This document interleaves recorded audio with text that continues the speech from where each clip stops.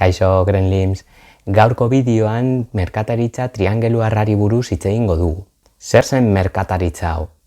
Noiz egin zen? Non?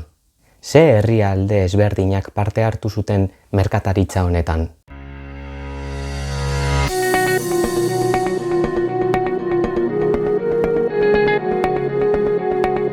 Merkataritza triangeluarra kolonialismo prozesu batean edo kolonialismo kontekstu batean sartzen da.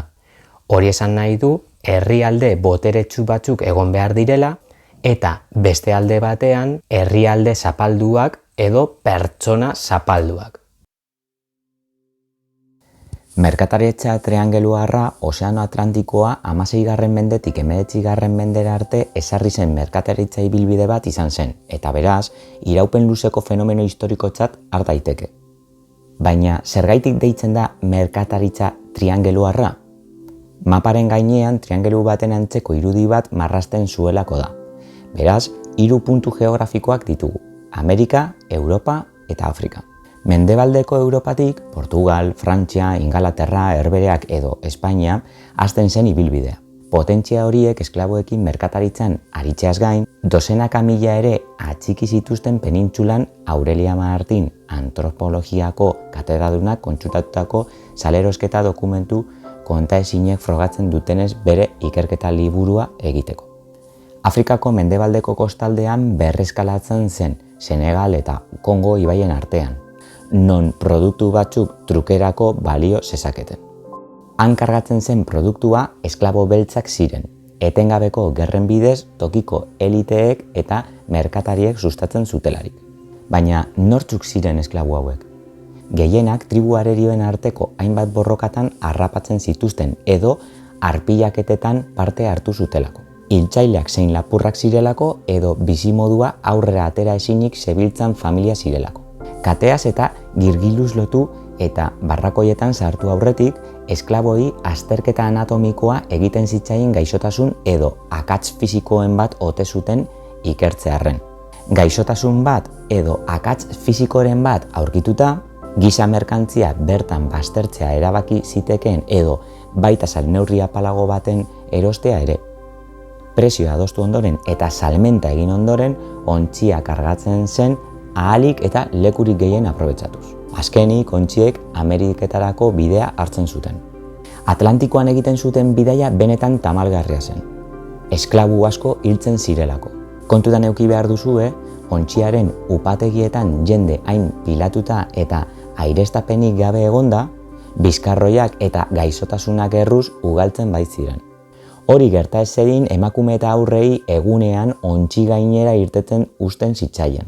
Gizonezkoak berriz egunean 2 edo 3 aldiz ateratzen zituzten kateaturik zerbait jan eta kirol pixka bat egin zezaten.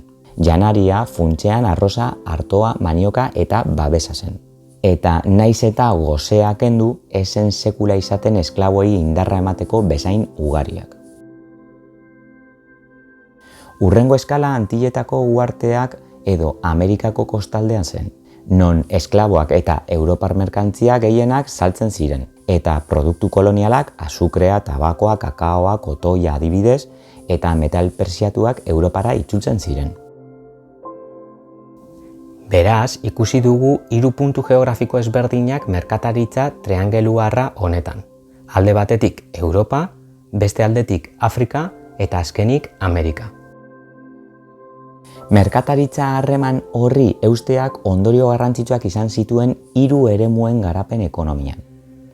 Gaur egun Amerikako esklaboi buruzko gaia oraindik eztabaida handiak sortzen ditu, eta herrialde batzuen historian eta bilakaeran izugarrizko eragina izan zuen, iraultzak, gerra zibilak eta matxinadak piztuz. Baina zenbat bidai egin ziren guztira? Zenbat esklabu bidali ziren Ameriketara? Grafiko honetan ikusten duzuenez, gutxi gora bera, 16. mendetik 19. mendera arte, bidai asko egin ziren. Konkretuki, ikusten dugu nola Portugalek gutxi gora bera 30.000 bidai egin zituen. Britainia Handia 12.000, Frantzia 4.200, Espainia 4.000. Beste grafiko honetan ikusi dezakegu zenbat esklabo eraman ziren 16. mendetik 19. mendera arte gutxi gora bera. Datuen arabera, Portugalek 4.650.000 esklabu eraman zituen Ameriketara, baina Europako beste potentzia batzuk esklabu asko eraman zituzten. Baina zergatik zen hain lukratiboa? Esklabu hauek egiten zituzten lanbideak ere bai ezberdinak dira. Adibidez, grafiko honetan ikusi dezakegu esklabu gehienak azukre plantazioetan lan egiten zutela. Baina egia esan da beste plantazio motetan edo meategietan ere bai egiten zuten lan. Azkenik, esan behar dugu, koloniekiko merkataritzan lortutako etekinak oso handiak zirenez, merkatariak, bankariak eta Europako mailegu emaileak ugaritu zirela. Beraz, Europako bankuek eta merkataritza konpainiek garapen handia izan zuten. Kontutan eduki behar dugu, garai horretan, estatuek konpainia pribatu hauei laguntzen zietela. Konpainia horiek merkatari pribatuek antolatzen zituzten estatuaren babesarekin. Estatuak zenbait privilegio ematen baitzizkien. Eskerrik asko bideoa ikusteagatik eta badakizu gustatu baldin bazaizu sakatu like eta suskribitu. Agur!